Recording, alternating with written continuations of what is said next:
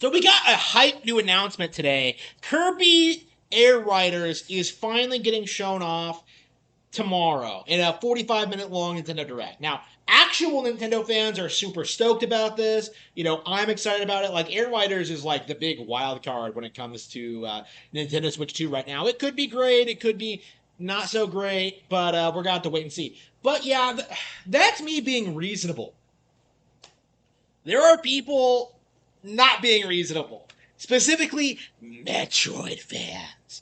Metroid fans, once again, coming out moaning, whining, complaining about games that aren't Metroid getting any kind of attention or coverage. Like, oh, how dare they talk about Kirby instead of Metroid? Like, are development resources going away from Metroid to Kirby? They're wasting our time. Like, there's been a lot of people in the community coming out and saying this. And the first thing that came to mind when I saw this happen was that it reminds me a lot of what happened when Tropical Freeze came out. When, the big reason that game was downplayed among the online gaming community was this idea that Retro was wasting their time making a Donkey Kong game, a 2D Donkey Kong game at that, instead of working on a big, new AAA Metroid game targeted towards mature audiences. Like, it's very easy to forget this now, but the retro era Donkey Kong Country games were wildly hated and disregarded among certain people because of the Metroid fan base. It was a thing for them to relentlessly hate these games and talk down to them constantly. And that's been a reoccurring problem for the past several years. It is a stereotype for Metroid fans to hate every single other Nintendo IP, whether it's Splatoon or Mario, Zelda, Pokemon, whatever. Metroid has this reputation of being the most hardcore Nintendo IP, and as a result, this tends to be the one that PlayStation and Xbox fans tend to be comfortable saying that they're fans of.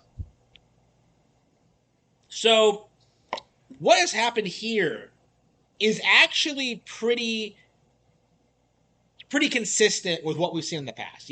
These people have been spurging out about Metroid not getting enough support since the N64 era.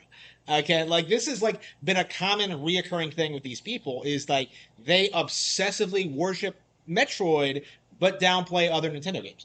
What has changed though, what makes the situation so different is that these people came out, made these statements, tried really hard to downplay Kirby, and immediately found themselves being clowned on. Everybody made fun of them for it because this is a completely different dev team from a completely different franchise from a game that a lot of people are looking forward to. People tried to create this controversy over Metroid Prime 4. Not getting enough coverage, not having a release date, all these things about it. They tried saying that Kirby Air Riders didn't deserve that much attention, and a lot of people in the community actually rose up and called them out on their nonsense this time. And I think this is a really good indication of where the culture is actually going, because we're seeing this more and more often where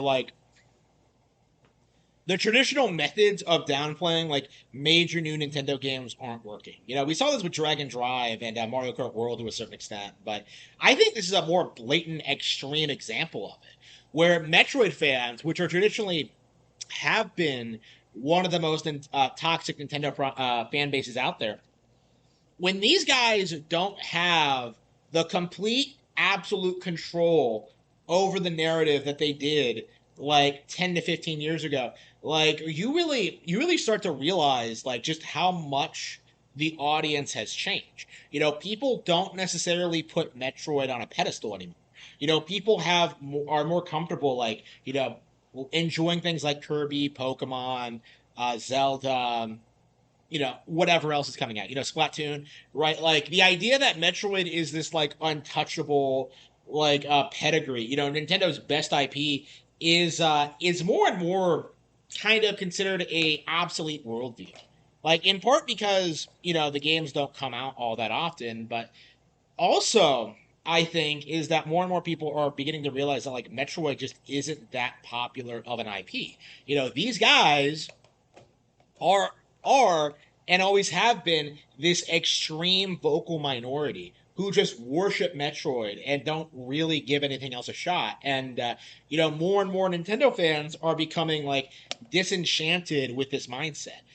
I've been talking about this ever since like the 25th anniversary of Metroid, where a lot of people came out and tried to say that like Nintendo was disrespecting the IP and that they gave way more attention to Mario and Zelda because those were flagship franchises and Metroid is not. Like I do think that's like the major thing that's changing is that like Metroid's no longer seen as like Nintendo's biggest property. I think Fire Emblem has eclipsed it. I think Pokemon's eclipsed it. Splatoon's eclipsed it. Animal Crossing's eclipsed it. Like I think Pikmin is bigger than it is now. Like the simple fact of the matter is like these are niche games made for a niche audience. So this idea that like these games need to constantly get new releases, that they need to like constantly talk about them, that they need to like worship this IP and treat it like it's one of their biggest. Uh, that mindset is completely out of touch with like what people actually think, especially when these people come out and like try and talk down to other Nintendo properties. And this is not an isolated incident. That's my big thing about this is that like this is very much in character for Metroid babies to pull. Like this is something they do all the time is just complain about other Nintendo properties and how they allegedly keep Metroid from getting produced. It's like again we've seen like lots of examples of this over the years, but I do think that like this specific instance of it kind of marks a attitude shift in the community where this kind of narrative is getting rejected wholesale before it can even really get off the ground. Like 10 years ago, 11 years, during the VGX, remember when like people would obsess over like Reggie wearing a Metroid pin and how that proved that there was going to be a new Metroid announcement? Like, like remember back then and how ridiculous and insane that was? Like, I don't think those days. I think those days are over. Like I don't think they're coming back. I don't think people are just going to be this desperate for a new Metroid game ever again because the reality is there are just so many other games to play that like I hardly even notice that we haven't gotten a new Metroid since Dread. Like in fact, I'm still playing Dread. I'm still talking about it. It's one of my absolute favorite Switch games. And the simple fact of the matter is the game is so good I can pop it in and play it whenever. And I do think people need to understand that like you don't necessarily need new games in your favorite franchise near constantly. And I hope that someday Metroid fans learn to accept that.